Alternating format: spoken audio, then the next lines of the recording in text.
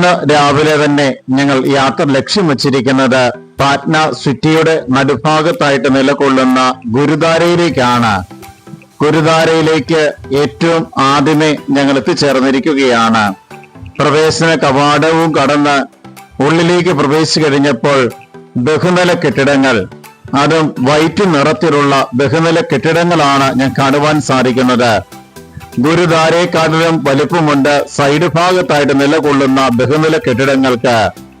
ഗുരുദ്വാരകളുടെ എല്ലാം വലിയ പ്രത്യേകത ഒരേ സ്ട്രക്ചറിലുള്ള കെട്ടിടങ്ങളാകും ഇവിടെ കാണപ്പെടുന്നത്.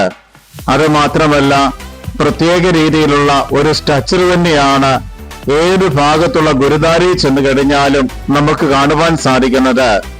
ഗുരുദ്വാരയുടെ ആരാധനാലയത്തിനുള്ളിൽ നമുക്ക് ക്യാമറ അനുവദനീയമല്ല. പുറമെയുള്ള വീഡിയോ ചിത്രീകരണം മാത്രമാണ് ഇവിടെ നമുക്ക് നടക്കുന്നത്. അതുകൊണ്ട് ഈ ബഹുനില കെട്ടിടത്തിനുള്ളിൽ നിലകൊള്ളുന്ന ഈ ഗുരുദ്വാര ആഗമന വീക്ഷണം എന്റെ ക്യാമറയിൽ ഞാൻ ഒപ്പിയെടുക്കുകയാണ്.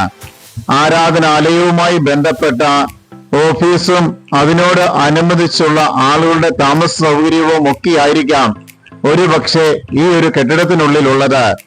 ഇവിടെ വരുന്ന സന്ദർശകർക്ക് എല്ലാ ദിവസവും ഫ്രീ ആയിട്ട് ഭക്ഷണം കൊടുക്കുന്നു എന്നുള്ളതാണ് ഓരോ ഗുരുദ്വാരയും വ്യത്യസ്തമാക്കുന്ന പ്രധാന ഘടകമെന്ന് പറയുന്നത്.